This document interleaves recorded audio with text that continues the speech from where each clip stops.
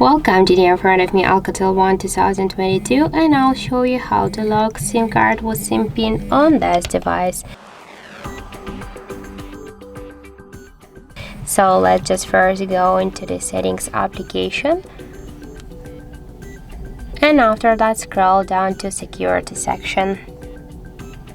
Then just scroll a little bit more down and you'll see here the SIM card lock. Tap here once, and to lock your SIM card with the SIM pin, click once on the switcher and enter the password. In my case that will be from 1 to 4. Then just tap here to OK, and now we can see that our SIM card successfully just lock was being cut. So that's it. Thank you for watching, and if you find this video helpful, don't forget to leave a like, comment and to subscribe our channel.